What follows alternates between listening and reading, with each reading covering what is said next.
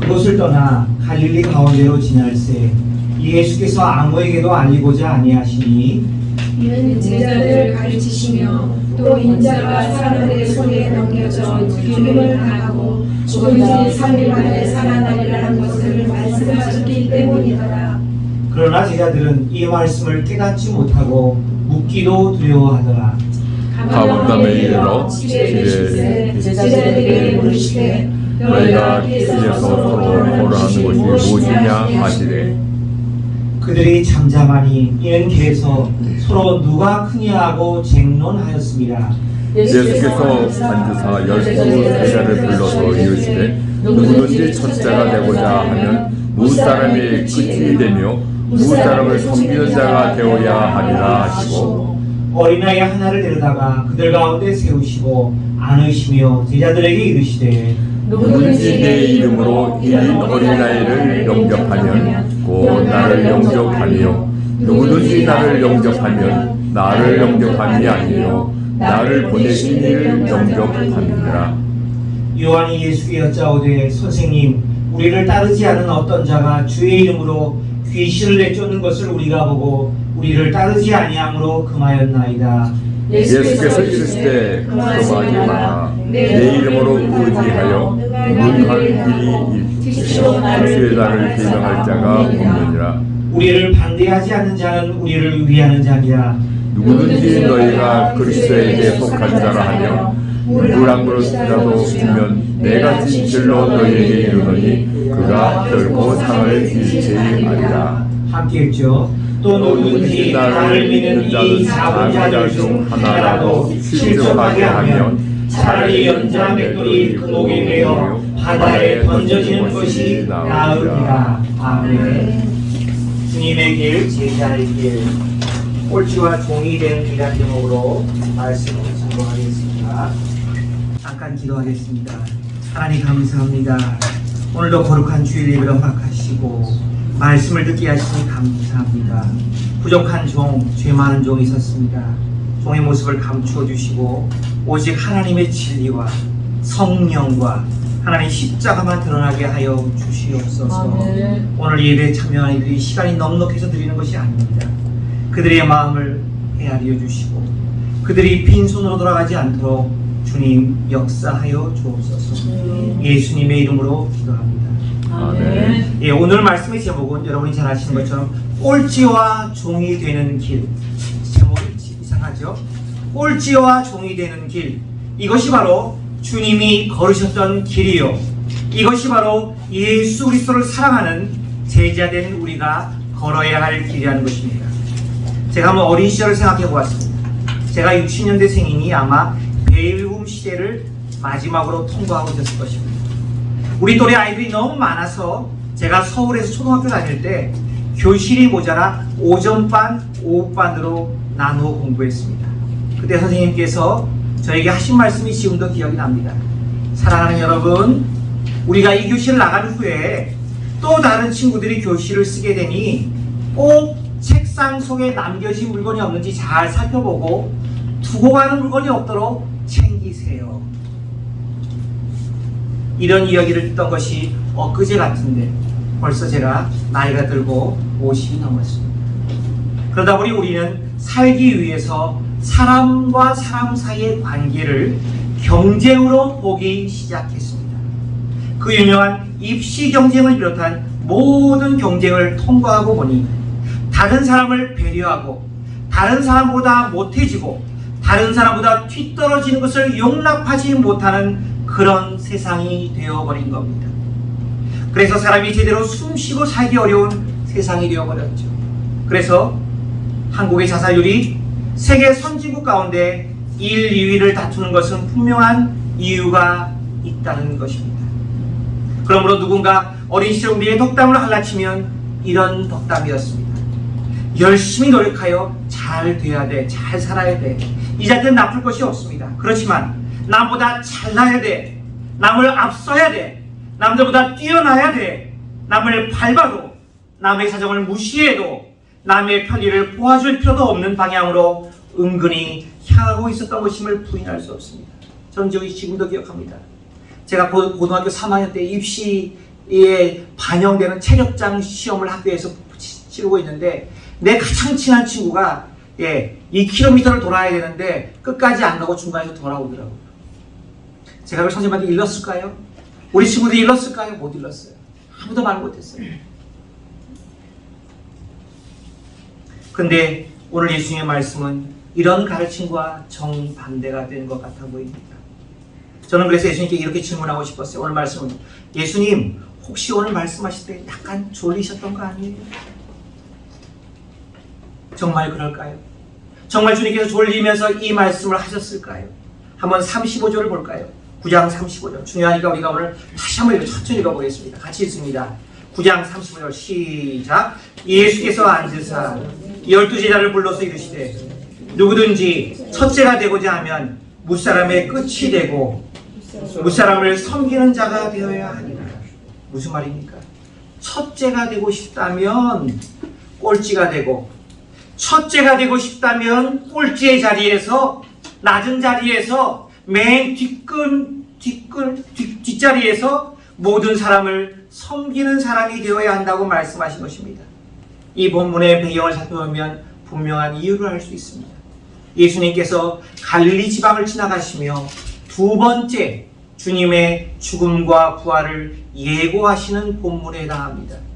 그런데 주님의 이 가르침을 깨닫지 못하고 제자들은 오히려 가버나움 마을에서 길거리에서 서로 누가 크냐 하고 책론하고 있었다는 것입니다. 얼마나 이 이슈가 중요했길래 고정된 장소가 아니라 길가에서 말이 나왔다가 책론하게 되었을까요? 그렇지만 우리 주님이 걸으신 저와 여러분이 다 아는 길을 다시 한번 생각해 봅시다. 우리 주님은 하늘 영광을 버리고 이 땅에 오셨습니다. 그것도 모자라서 1세기 무렵 가장 가난한 동네, 가장 정치적으로 고통받는 동네, 로마의 식민지였던 이스라엘 가장 변두리 갈릴리 지방 나사렛에서 자라셨습니다. 그리고 평생을 신분이 낮고 소외되고 힘없고 병들고 가난한 사람들을 위해 일하셨습니다. 그래서 자랑스럽게도 우리가 속한 교단의 이름은요, 나자렛 교단입니다. 예수님의 이 낮아지고 천해지신 십자가의 정신을 기억하자는 것입니다. 그런데 주님이 그 마지막 가신 길은요, 더 힘들고 고통스러운 길을 가시는 것입니다. 바로 십자가를 지시고 억울하게 고난받고 백성에게 실어버린 바 되어 가는 길을 가신 것입니다. 그런데 공관복음 기자들이 동일하게 지적하듯이 우리 주 그리스도께서 장로들과 서기관들과 제사장들에게 많은 고난을 받고 버림받는 십자가 고난의 길은요, 어떤 우연의 돌발적인 사건에서 벌어진 것이 아니라는 겁니다. 이미 하늘나라 인류 구원을 위한 하나님의 구원 역사의 매뉴얼 가운데 분명히 정해진 길이라는 것입니다. 이 일은 하나님의 아들로 이 땅에 구원자와 왕으로 오신 그리스도께서 친히 겪으시고 담당해야 될 중요한 일이었다는 것입니다. 다시 말하면 우리 주님께서 걸으신 길은요, 사람들이 쉽게 상상하듯이 그런 꽃길이 아니었습니다. 말 타고 군중들의 화려한 환호성 속에 등장하시는 그런 영광의 길은 애초에 기대하지도 않으셨다는 것입니다. 그러므로 성경을 보면 사역을 시작하기 전 주님께서 마귀의 시험을 받으실 때에도 온갖 기적을 행하며 사람들의 명예를 얻기 위해 성전 꼭대기에서 뛰어나리라는 유혹도 능히 주님은 이기실 수 있었던 것입니다. 왜? 주님의 길은 영광의 길, 명예를 쉽게 얻는 길이 아니었기 때문입니다. 왜 그러셨을까요? 성경에서 누누이 강조하듯이 좁은 길, 가시밭길, 십자가 고난과 조롱의 길 외에는 이 세상을 구원할 하나님의 확실하고도 완전한 공의로운 길은 없었기 때문입니다. 또 세상의 화려한 영광 뒤에는 반드시 누군가의 아픔과 눈물이 배어 있고 피와 땀을 쥐어짜는 착취의 역사가 있기 때문이 아닙니까? 그 유명한 피라밋을 보십시오. 그냥 만들어졌습니다. 얼마나 많은 노예들의 노동과 한숨과 목숨이 없어졌습니다. 우리가 잘 아는 이 샌프란시스코에 있는 그 유명한 골든게이트 브릿지 보십시오. 관광한 예언이 설명하더라고요. 저 다리를 치기 위해서 무수한 중국 사람들의 목숨이 희생되었더라고요. 여러분, 이것이 그리스도께서 작정하고 걸으신 길이 맞다면 제가 여러분에게 물어보겠습니다. 우리 그리스도인도 진정으로 이 길을 걸어야 하지 않을까요? 한번 볼까요? 베드로를 위시한 12제자들도 늦게 깨달았지만 이 길을 걸었습니다. 그 뒤를 따르는 늦가기 사도 바울도 마찬가지였습니다. 주님께 헌신해서 사역을 하면 할수록 세상적인 기준으로 일이 잘 풀리지 않았습니다. 그러므로 우리는 그의 사역 후반부에 모든 사람이 동역자들이 그를 떠났고 혼자 남았다고 하는 아픈 기록들을 디모데 후서에서 보게 되지 않습니까? 진정 하나님이 기뻐하시는 모든 제자가 걸어야 하는 길은요, 이 땅에서 영광을 받는 길, 명예를 얻는 길이 아니라 그 반대의 길이 분명하지 않습니까? 저는 오늘 본문을 보면서 이런 생각이 들었습니다. 아무리 주님으로부터 3년 이상의 훈련을 받은 제자라 할지라도 성령을 통해서 완전히 그 사람의 자아가 내면의 뼛속 깊은 곳까지 산산이 부서지고 깨어지지 않는다면 12제자들과 마찬가지로 이런 실수를 하게 되는데 우리라고 더 나을 게 없다는 결론입니다. 그래서 벌어진 일이 무엇인가요? 그의 스승이신 그리스도께서는 예루살렘을 향하여 사람들의 조롱과 멸시를 받아 죽임을 당하기 위해 올라가시는데 이를 알 리 없는 깨닫지 못하는 제자들은 전혀 엉뚱한 생각에 사로잡혀 있었다는 것입니다. 누가 크냐? 우리들 중에 누가 위대한 사람이냐 하고 쟁론하고 있었다고 마가복음 기자는 전합니다. 제가 여러분에게 묻겠습니다. 정말 주님으로부터 직접 제자 훈련을 받은 12제자들이 우리보다 못나고 미련해서 그런 것입니까? 그렇다면 이 제자들의 속마음을 비추는 오늘 사건, 세상의 명예를 추구하는 탐욕에 물든 마음은 우리에게 무엇을 말해줍니까? 주님의 제자라는 우리들까지도 아직 우리 안에 남아있는 더럽고 추한 속마음을 드러내주는 사건은 아닙니까? 한번 솔직히 답변해 보십시오. 제자들만의 문제입니까? 아니면 우리 모두도 가진 동일한 마음입니까? 마가복음 전체를 통해 한번 살펴볼까요? 마가복음 1장에서 우리 주님께서 제자들을 부르셨습니다. 갈릴리 해변에서. 그때 고기 잡는 어부인 4명의 제자들을 부르셨을 때 성경은 분명히 기록하고 있습니다. 그들이 배와 그물을 버려두고 주님을 쫓았다. 재산 잡을 버렸다는 거죠. 마가복음 10장에서 영생을 얻기 위해 주님을 찾아온 부자 청년과의 대화 장면에서 이런 말씀이 나오죠. 주님이 낙타가 바늘기로 나가는 것이 부자가 하나님의 나라에 들어가는 것보다 쉬우니라. 부자 청년에게 주신 말씀이죠. 이 말씀을 듣고 제자들이 놀라고 베드로가 이런 질문을 합니다. 10장 28절에 베드로가 여짜와 이르되 보소서 우리가 모든 것을 버리고 주를 따랐나이다. 맞습니다. 사실 예수님의 12 제자들은요, 가족과 집과 전토를 포함하여 그들이 버릴 수 있는 모든 것을 버리고 주를 따랐던 것이 복음서가 증언하는 명백한 사실, 팩트입니다. 근데 여러분 보십시오. 안타깝게도 그런 제자들이 아직도 버리지 못한 것이 있었다는 것입니다. 그게 뭔가요? 오늘 본문 9장과 다음 주 살펴볼 10장에 나오는 두 사건이 있습니다. 너무나 비슷하지만 반복되는 두 사건이 있습니다. 9장에서 서로 누가 크냐 하고 쟁론했죠. 10장에서 예수님의 특별히 두 제자가 주님을 찾아와서 우리 중에 두 사람이 주님의 영광 중에 높은 자리 우편과 좌편에 앉게 해달라는 부탁이었죠.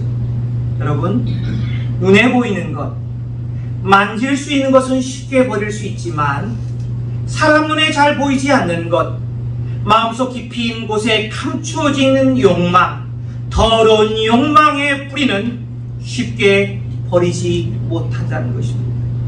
사람이면 누구나 가지고 있는 위대한 사람, 멋진 사람이 되고자 하는 욕심, 이왕이면 다른 동료 제자들보다 더 높은 사람이 되고자 하는 명예욕은 아직 버리지 못하고 주님의 마지막 가시는 그 길에서 그들의 발목을 잡고 있었던 것입니다.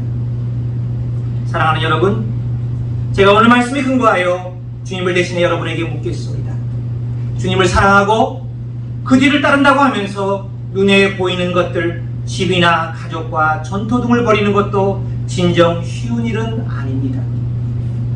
그런데 주님께서 오늘 본문 말씀을 통해서 이것들보다 더 높은 수준의 버림이 필요할 때가 있는데 그것까지도 버릴 수 있냐고 물으실 때 여러분 뭐라고 답변하시겠습니까? 여기까지 도달해야 진정한 제자, 참된 그리스도인이 될 수 있다는 것입니다.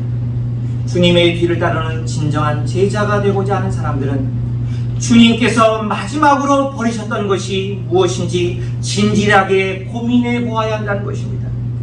저는 간단하게 이렇게 설명하고 싶습니다.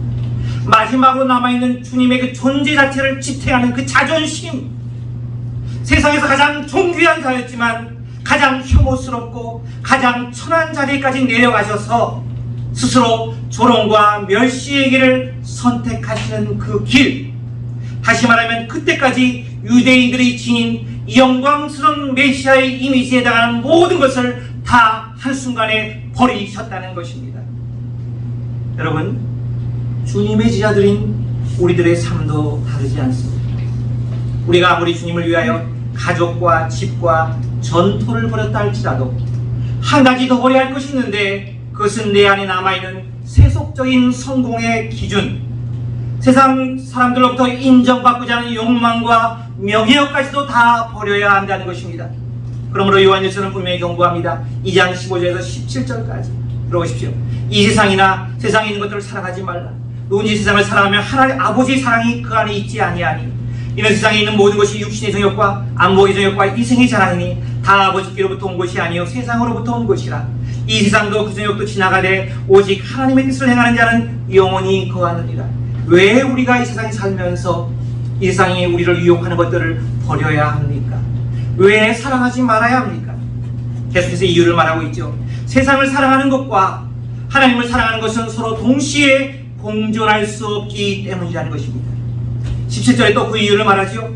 세상과 세상이 자랑하는 이 모든 것들은 언젠가는 쇠하고 멸망당해서 아무 가치 없는 한순간에 사라져버리는 안개처럼 사라질 때가 오기 때문이라는 것입니다. 좀 더 깊이 들어가 볼까요? 마가복음에 주님이 가르치신 비유가 한 2개 정도 나옵니다. 그 중에서 가장 기본이 되는 씨 뿌리는 비유를 살펴보겠습니다. 씨 뿌리는 비유 중에 열매 맺지 못하는, 결국은 말씀의 진리의 생명이 촉구당해서 죽어버리는 그 안타까운 사건은 가시나무에 떨긴, 가시떨기 밭에 떨어진 비유입니다. 제가 한번 설명해 볼게요. 이 가시는 눈에 보이지 않는 작은 것입니다. 그런데 이것이 시시때때로 우리를 찔러서 건강하게 자라야 할 내 믿음 생활을 곳곳을 망치고 병들게 하기 때문에 결국은 생명의 말씀을 질식시켜서 구원받지 못하는 사망에 이르게 된다고 성경은 말씀하고 있습니다. 그런데 이 가시가 대단한 것인가요? 아닙니다. 예수를 믿고 나서도 아직 그리스도인들의 내면에 남아있는 아주 평범하고도 일상적인 작은 것들입니다. 들어보십시오. 4장 19절 마가복음. 세상의 염려와 재물의 유혹과 기타 욕심이 들어와 말씀을 막아 결실하지 못하게 되는 자여. 예, 우리 그리스도인들도 이 땅을 살면서 한 번 이상 유혹을 받아보았습니다. 더 정확히 말해 내 속에 아직도 숨겨져 있지만 남아있는 그것을 말하고 있다는 것입니다. 세상의 염려, 세상을 살면서 염려하지 않는 사람 어디 있습니까? 재물의 유혹, 늘 우리는 재물의 문제 때문에 시험당하지 않습니까? 온갖 욕심, 솔직히 말해 이 땅을 정직하고 성실하게 살아가는 그리스도인이라면 이런 유혹에서 자유로운 사람은 아무도 없다는 것입니다. 오늘 말씀이 바로 이것을 정확하게 파헤치고 있다는 것입니다. 저는 본문을 읽으면서 이런 생각이 들었습니다. 우리 주 예수 그리스도께서 위대하신 점은요, 이루 헤아릴 수 없이 많지만 저는 오늘 본문에서 특별히 35절, 저와 여러분이 읽은 우리 주님의 아름다운 성품, 깊은 사랑에 근거한 배려와 포용의 정신이 뚜렷이 나타난다고 생각했습니다. 들어보십시오. 다시 읽어드릴게요. 예수께서 앉으사 12제자를 불러 이르시되 특별히 제자들에게 뭔가 가르칠 중요한 핵심 가르침이 있었다는 것입니다. 누구든지 첫째가 되고자 하면, 저는 이 구절이 중요하다고 생각합니다. 이 부분이 중요합니다. 즉 주님은 제자들이 아직 버리지 못한 욕망을 직시하고 계셨는데 그것을 무시하거나 외면하거나 멀리 내팽개치지 않으시고 하나님의 나라에서 아름답게 쓰임받을 다른 방향으로 조용히 방향 전환을 이끌고 계셨다는 사실입니다. 저는 이 구절이 바로 기가 막힌 주님의 방법이고 성도 한 사람 한 사람을 사랑하시는 주님의 기가 막힌 긍휼의 사랑이라고 생각을 합니다. 어떻게 가능합니까? 바로 그 다음에 나오는 구절 때문입니다. 아직도 너희가 이 땅의 헛된 명예욕에 사로잡혀 있느냐? 걱정하지 마. 내 말을 들어봐. 너의 욕망을 컨트롤할 수 있는 완벽한 방법을 내가 알려줄게. 그건 바로 이거야. 그 다음 구절을 보십시오. 무사람의 끝이 되며 무사람을 섬기는 자가 되어야 하리라. 여기서 말하는 무사람은요, 바로 모든 사람을 가리킵니다. 여러분, 아직도 우리 안에 한 번뿐인 인생을 살면서 위대한 사람, 큰 사람이 되고자 하는 욕망이 남아 있습니까? 그렇다면 오늘 말씀이 고민하는 것처럼 이 땅에서 가장 작은 자들, 나를 힘들게 하는 자들, 내 눈에 진정 들어오지 않고 가치가 없어 보이는 자들까지도 포함하여 모든 자들을 진정으로 품고 그들보다 아래로 내려가서 신이 종이 되어 섬겨보라는 것입니다. 이제 말씀을 마치고자 합니다. 사랑하는 여러분, 하나님이 다스리시는 하나님의 나라에서 누가 진정으로 위대한 자, 진정으로 큰 사람입니까? 오늘 본문이 그 답변을 속시원히 들려주고 있습니다. 높은 자리에서 내려와야 합니다. 거기 있으면 절대 안 됩니다. 보통 사람보다 못한 자리로 더 내려가야 합니다. 그렇습니다.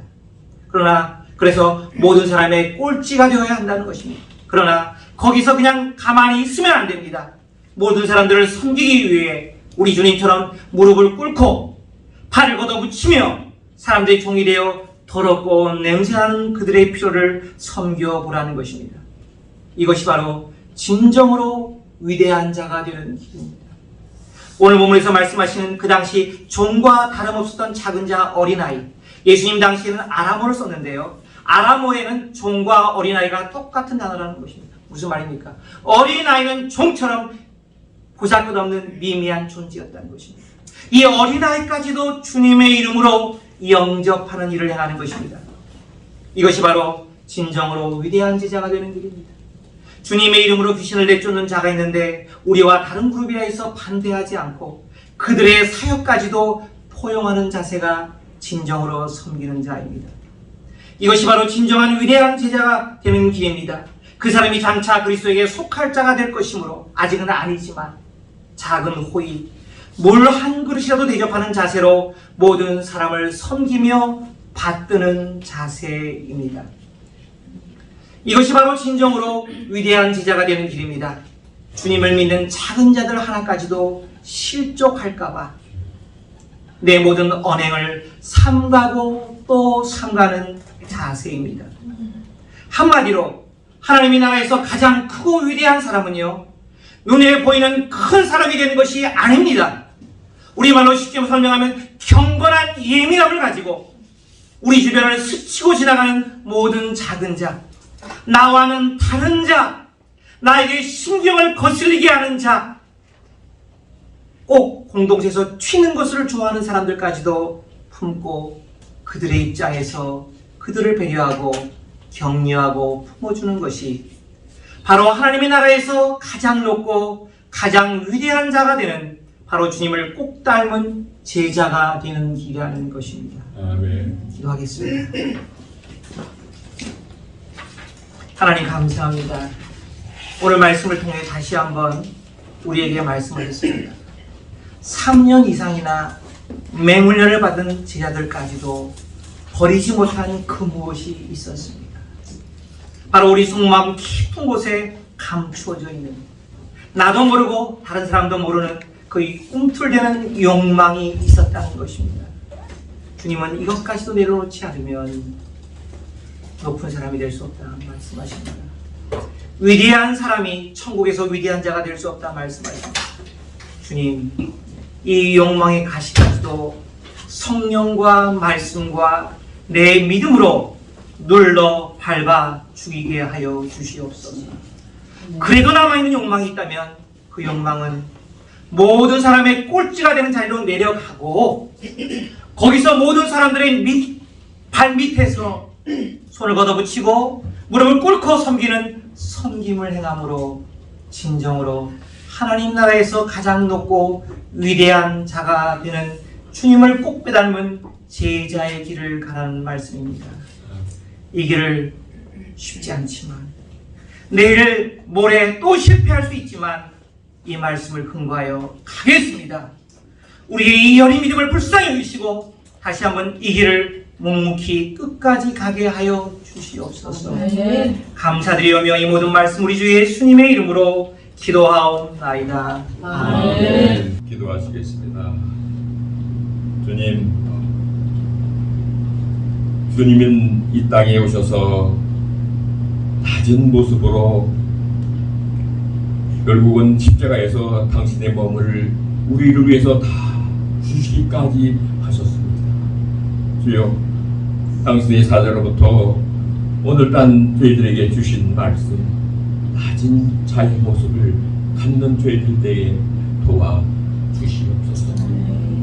지금은 길이요 진리요 생명이신 예수 그리스도의 은혜와